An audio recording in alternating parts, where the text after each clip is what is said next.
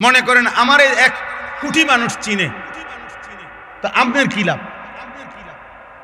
চিনে আমারে না, তো আপনার কি তা? বলো, একটা ছেলে বলো, বাবা তোমার কি লাভ? আমারে চিনে আরে বুঝলাম। মনে করো আমার 10 কোটি মানুষ চিনে, তো তোমার কি হইছে? তোমার ফায়দা কি? আমারে চিনলে তোমার কি? আমারে না চিনলে তোমার সমস্যা কি? আমি কি তোমার ভাত খাই? তাই এই জন্য বুঝাইলাম, জনপ্রিয়তা দিয়ে বক্তারও কোনো ফায়দা নাই, শ্রোতারও কোনো কি নাই ফায়দা। ওই এক জিনিসেই, ঈমান এবং আমল। ঈমান এবং আমল, ঈমান এবং আমল, এটাই বাঁচার মাধ্যম, এটাই মুক্তির মাধ্যম। আমার জন্য, আপনাদের জন্য, ছেলেরা তোমাদের জন্য, বয়স্ক বাবা আপনাদের জন্য। আমরা হিসাব মিলাইলে হইতো না। আমি আপনার উপরে খুশি, আপনি আমার উপরে খুশি, তাহলে তো আমরা মিলে দিলে ব্যস্ত নাকি? হ্যাঁ, না না, মিলে দিলে কুমিল্লা, ব্যস্ত না। আমাদের দেশে কয় মিল্লা জিল্লা কুমিল্লা। তার মানে আপনি আমারে টাকা 500 দিছেন, আমি আপনার চা বন খাওয়াইছি, আমরা মিল্লা গেলে হবে না। আমাদের প্রত্যেককেই আলাদা আলাদা। ওয়া কুল্লুহুম আতিহি ইয়াউমাল কিয়ামাতি ফারদা। আল্লাহ তাআলা বলেন, তোমাদের প্রত্যেককেই কিয়ামতের দিন আমি আল্লাহর সামনে একজন একজন, ফারদান আই ওয়াহিদান, আমি আল্লাহর সামনে এসে দাঁড়াতে হবে। ওয়া কুল্লুহুম আতিহি ইয়াউমাল কিয়ামাতি ফারদান আই কি ওয়াহিদা, একজন একজন, একজন একজন, একজন একজন। বাপ সন্তানের সাথে আসবে না, সন্তান বাবার সাথে আসবে না, স্বামী স্ত্রীর সাথে আসবে না, স্ত্রী স্বামীর সাথে আসবে না, ভাই বোনের সাথে যাবে না, বোন ভাইয়ের সাথে আসবে না, বন্ধু বন্ধুর সাথে আসবে না। ইয়াউমা ইয়াফিরুল মারউ মিন আখি ওয়া উম্মিহি ওয়া আবিহি ওয়া সাহিবাতিহি ওয়া বানি। ভাইয়া অন্যদিকে তাকায়ও না ভাই, ওরা বসবে, যারা বসার তারা বসবে। নওজোয়ান এদিকে তাকাও। তাইলে আল্লাহ তাআলা বলেন, হাসরের ওই কঠিন ময়দানে ভাই ভাই থেকে পলায়ন করবে, মা পলায়ন করবে, বাবা পলায়ন করবে, স্ত্রী পলায়ন করবে, সন্তানগুলো পলায়ন। এরপরে আর থাকে কি? এরপরে আর কে থাকে? লিকুল্লি ইমরিইম মিনহুম ইয়াউমাইদিন শা'নুন ইউগনি। আল্লাহ তাআলা বলেন, প্রত্যেকেই নিজেকে নিয়ে ব্যস্ত হবে। ইয়া রাব্বি নাফসি নাফসি, ইয়া রাব্বি নাফসি নাফসি। আদম থেকে ঈসা, ১৬ লাখ আম্বিয়া, ১৬ লক্ষ নবী কিংবা বেশি কম, এক বন্ধু ব্যতীত, এক মদিনার বন্ধু ব্যতীত সমস্ত আম্বিয়ায়ে কেরামও বলবে, ইয়া রাব্বি নাফসি নাফসি, আল্লাহ আমাকে বাঁচান, আমাকে বাঁচান, আমাকে বাঁচান, আমাকে বাঁচান। হযরত ইব্রাহিম আলাইহিস সালাম ইসমাঈলকে দেখবে, ডাকবে না, কিতাবে আছে। হযরত ইয়াকুব আলাইহিস সালাম ওনার ছেলে ইউসুফ আলাইহিস সালামকে দেখবে, কিন্তু ডাকবে না। অথচ এটা সেই ইউসুফ দুনিয়ার হায়াতে, যিনি এই ছেলের ভালোবাসায় 40 বছর চোখের পানি ফেলছে। ওয়াবিয়াদ্দাত আইনাহু মিনাল হুজন ফাহুয়া কাযীম। কোরআনে আল্লাহ বলছে, ইউসুফের বিরহে কানতে কানতে ইয়াকুবের 2টা চোখ সাদা হয়ে গেছে, অন্ধ হয়ে গেছে। কিন্তু আজকে হাসরের মাঠে দেখার পরেও ডাকবেন। মুসা আলাইহিস সালাম ওনার বোন এবং মাকে দেখবে, কিতাবে আছে মুসা নবী বলবে, লা আসআলুকাল ইয়াউমা উম্মি ওয়ালা উখতি। আয় মাওলা, মাকেও চাই না, বোনকেও চাই না, বাল আসআলুকাল ইয়াউমা নাফসি, আজ শুধু আমি আমাকে বাঁচাইতে চাই।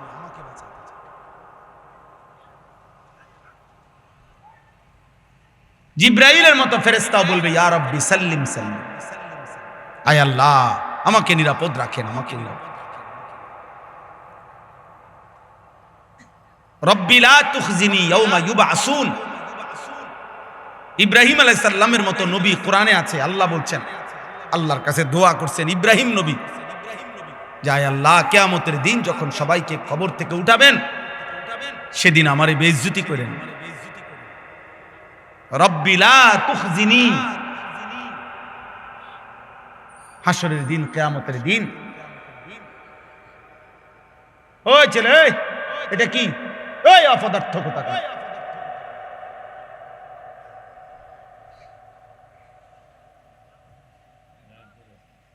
রব্বি লা তুখজিনি ইয়াওমা ইউবআসুন, আল্লাহ হাসরের ওই কঠিন দিনে আমারে বেইজ্জতি করবেন না। ইব্রাহিম আলাইহিস সালামের মতো নবী বলছে, ভাইয়া তুমি কে, আমি কে? তুমি আমি কে? আল্লাহ তাআলা কোরআনুল কারীমের মধ্যে বারবার বলছে, বন্ধু আমার, আপনি আখিরাত দিবসের ভয় দেখান। ওয়া আনযিরিন নাস, মানুষকে আপনি ভয় দেখান, আখিরাতের ভয় দেখান।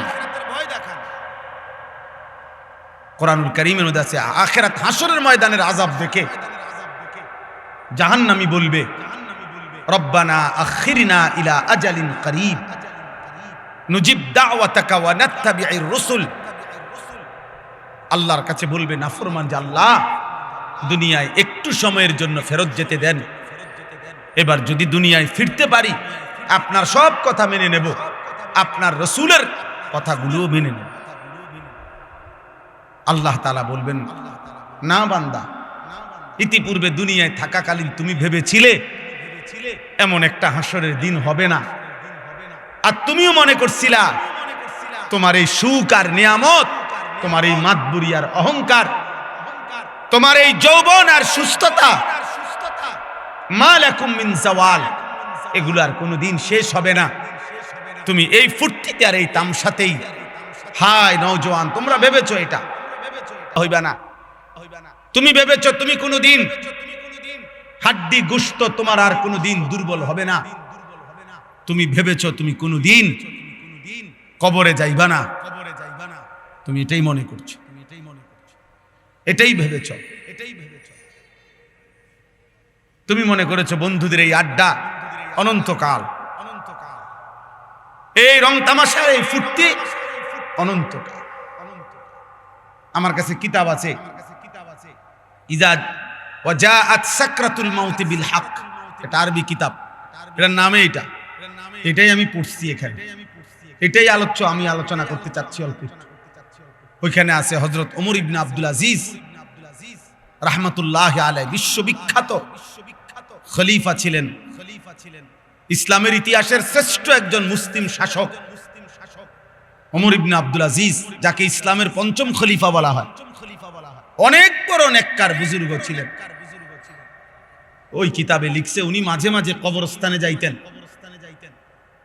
আর কবরস্থানের দিকে তাকাইয়া নিজে নিজে বলতেন, ইয়া মাউতু মাজা ফাআলতা বিল আহিব্বা, হে মৃত্যু, হে কবর, বলো না আমার বন্ধুদের সাথে তুমি কি করেছো, আমার বন্ধুরা কোথায়? আইনাল আহবাব আইনাল আসদিকা আইনাল জুল্লাস আইনাস সাম্মার। অর্থ হলো আমার বন্ধুরা কোথায়, আমার ভালোবাসার মানুষগুলো কোথায়, আমি যাদের সাথে বসতাম তারা কোথায়, আমি যাদের সাথে রাত জেগে গল্প করতাম আমার সেই বন্ধুরা কোথায়? তুমি তাদের সাথে কি করেছো, তারা কই এখন? হযরত ওমর ইবনে আব্দুল আজিজ বলতেন যে কবর আমাকে জবাব দিত, কবর যেন আমাকে বলে, হে ওমর ইবনে আব্দুল আজিজ, তোমার সেই বন্ধুদেরকে আমি চোখ খুলে ফেলছি, তাদের হাতের কনুই থেকে তাদের শরীর আলাদা করে ফেলছি, তাদের পা হাঁটু তাদের শরীরের গোশত হাড্ডি রেজা রেজা করে পাউডার করে মাটির সাথে মিশায় দিছি। আজ তোমার বন্ধুরা কেউ নাই, আজ তোমার বন্ধুরা কেউ নাই। এজন্য দোস্ত এটা মনে রাখো, আজকে তো ওলামায়ে কেরাম চোখের পানি দিয়ে, মহব্বত দিয়ে, ভালোবাসা দিয়ে কত আহাজারি করতেছে তোমাদের কাছে। জীবনের সবচেয়ে বড় আফসোসের বিষয় রে ভাই, একটা ছেলে হলে মনে রাখো, এর চাইতে লজ্জা, এর চাইতে দুঃখ আর কি হইতে পারে যে বছরের পর বছর, দিনের পর দিন উলামায়ে কেরাম মুসলমানের কাছে একটু নামাজ ভিক্ষা চাইতে আছে যে একটু নামাজ পড়ে। এটা কোনো হিন্দুর কাছে বলতেছে না, এটা কোনো ইহুদিরে বলে না, মুসলমানের কাছে বলতেছে। এর চাইতে আফসোস আর কি হইতে পারে? বুঝেন না হিসাবটা? বলো ছেলেরা, বাপ তোমরা নিজেরা পরিচয় দিচ্ছ মুসলমান, তুমি বলো তোমার বাবা মুসলমান, মা মুসলমান, তুমি মুসলমান। যতবার তোমার ধর্মের পরিচয় জিজ্ঞাসা করছে ততবারই তুমি বললা ধর্ম তোমার ইসলাম, রব তোমার আল্লাহ, নবী তোমার মুহাম্মদুর রাসূলুল্লাহ সাল্লাল্লাহু আলাইহি ওয়াসাল্লাম, কিতাব তোমার কোরআন। তুমি বললা তুমি মুসলমান। হায় অথচ খোদার 365 দিন, এক বছর এমন পার হয়েছে যেই এক বছরে নাফরমান কোনদিন ফজরের নামাজ পড়ে না। হায় নির্লজ্জ, বেহায়া, এই অসভ্য, কেমনে নিজের পরিচয় দিলা মুসলমান? মুসলমান এত বড় জানোয়ার হয়? মুসলমান 365 দিন নামাজ পড়ে না, এটারে মুসলমান বলে? তোমার বিবেকে কি বলে? তোমার ইনসাফে কি বলে বেটা? তোমার বিবেকে কি বলে? একটা ছেলে বলো, একজন বাবা বলেন 30 বছর একজন মুসলমান সুদ খায়, এটা মুসলমানের বাচ্চা?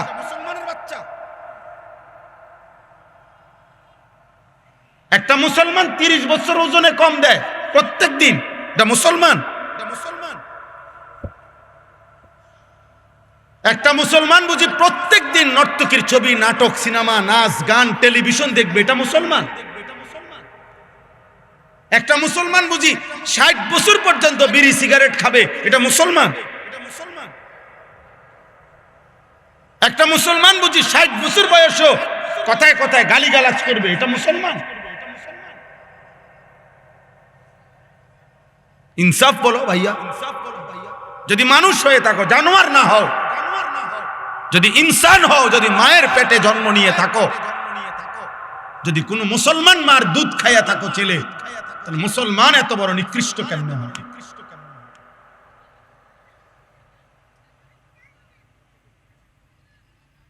বলো ভাই।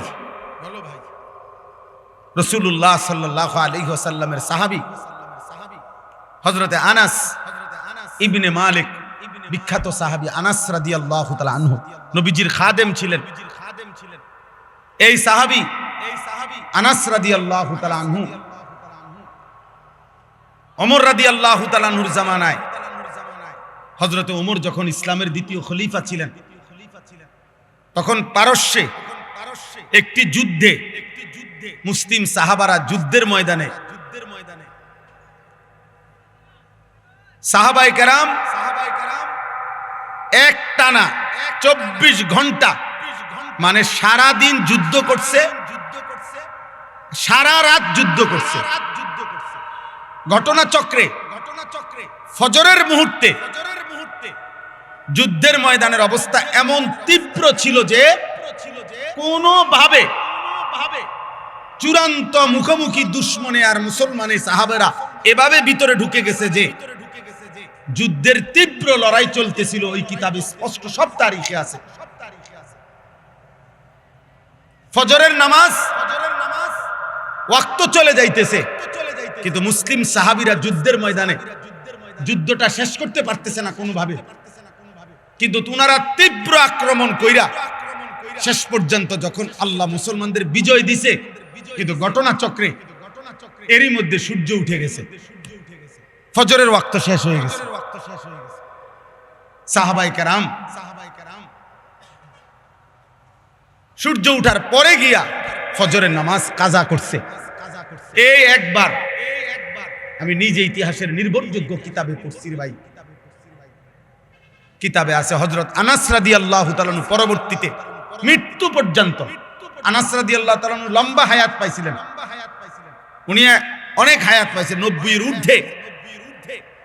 পরবর্তী একেবারে বৃদ্ধ অবস্থায়ও যখনই উনার কাছে ওই যুদ্ধের ঘটনা বলতো, মুসলমানদেরকে আল্লাহ বিজয় দিছেন, উনিও ছিলেন ওই যুদ্ধে, উনি অজরে কাঁদতে শুরু করতেন কসম খোদার। তো অন্যান্যরা যখন জিজ্ঞেস করতো যে আনাস রাদিয়াল্লাহু তাআলা আনহুকে, সাহাবী আপনি এই যুদ্ধের কথা বললেন, কাঁদেন কা? এই যুদ্ধে তো মুসলমানদের পরাজয় হয় নাই, বিজয়ী হয়েছে, আপনি কাঁদেন কেন? উনি বলছে আল্লাহর কসম, এটাই তো সেই যুদ্ধ যেই যুদ্ধ জীবনে আমার একবার ফজরের নামাজ কাজা করে ফেলেছে।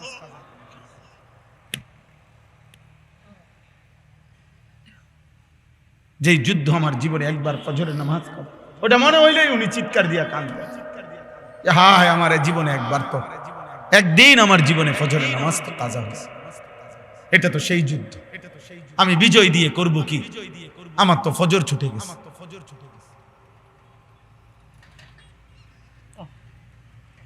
পুরা হায়াতে একদিনের একটি ফজরের নামাজ কাজা হয়েছে, ছেড়ে দেয় নাই। এর জন্য দোস্ত এই পরিমাণ কাঁদছেন যে মৃত্যু পর্যন্ত কাঁদছেন, মৃত্যু পর্যন্ত এই কথা মনে রাখছেন। 18 বছর 20 বছরের প্রিয় ভাই, কিশোর নওজোয়ান সন্তান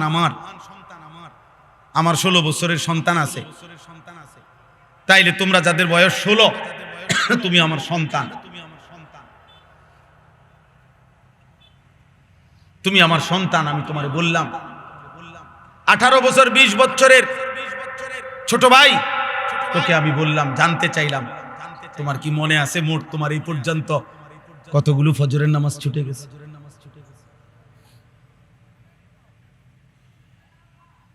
বলো ভাই, হুজুর এই মাত্র ফজরের নামাজের কথা বললে। আহা,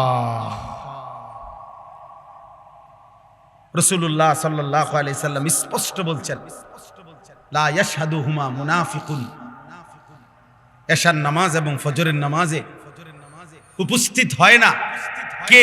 নবীজি পরিষ্কার বলছে, মুনাফিকুন, মুনাফিক।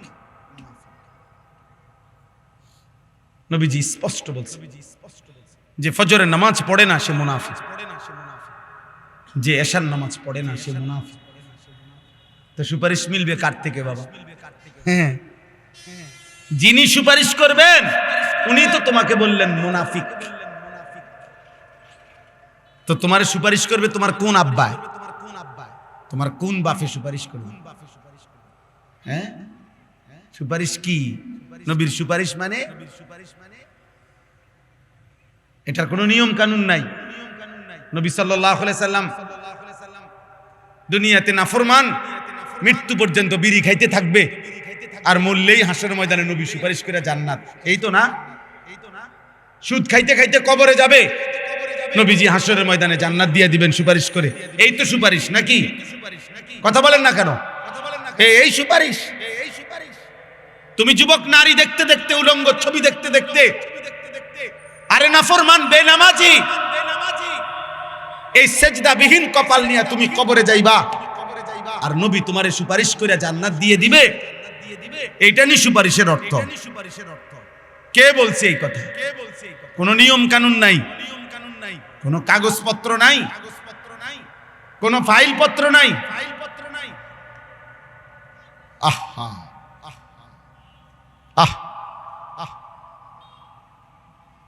ধোকা দিছে অনেকের, যে কতক্ষণ ডুললে আর গজল গাইলে আর দুইয়ান দুইয়ান জিলাফি খাইলে আর মুখে শুধু কইবা বিড়ি খাও আর সিগারেট খাও, সুদ খাও আর ঘুষ খাও, বেডি তোমার পর্দা করুক বা না করুক, হালাল হারাম মানো আর না মানো, শুধু কইবা নবীরে ভালোবাসি। এটা মুখে কইলে সারব, এটা মুখে কইবা শুধু, এটা মুখে শুধু বলবা, গুনাহ ছাড়তে হবে না।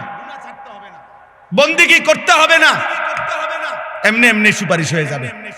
সুপারিশের মানে এই হাউজে কাউসারের পানি আপনি সাফ কলের পানি আপনি সিপ দিবেন আর পানি পড়ে যাবে। এটার জন্য কোনো কাগজপত্র দেখাইতে হবে না, এটার জন্য কোনো আমলনামা দেখাইতে হবে না। তাহলে এই জন্য একটা ছেলেকে বললাম, একজন বাবাকে বললাম, যারা ফজরের নামাজ, আমার শায়েখ, আমার হুজুর, আমার উস্তাদ, আমার মুরব্বী বলছেন, আমি এই জন্য ওই কথার তাকিদ করলাম। ফজরের নামাজ মুমিনের নামাজ। ফজরের নামাজ দ্বারা প্রিয় ভাই ছেলেরা, বাবা শোনো বাপ, এটা কঠিন কিছু না, মোটেই কঠিন কিছু না। 4টা রাকাত নামাজ কঠিন না। একটা মোবাইলে অ্যালার্ম দিয়ে রাখলেও উঠা যায়। আবার ঘুমাও, ফজরের পরে লাগলে তোমার ঘুম বাকি থাকলে তুমি আবার ঘুমাইও। ফজরের নামাজ পড়ার চেষ্টা না করলে, বিশ্বাস করেন এটা জরুরি বিষয়, এটা জরুরি বিষয়। ফজরের নামাজ অভ্যস্ত হইতেই হবে। রাসূলুল্লাহ সাল্লাল্লাহু আলাইহি ওয়াসাল্লাম বলছেন এটা, যে ফজর পড়ে না সে মুনাফিক।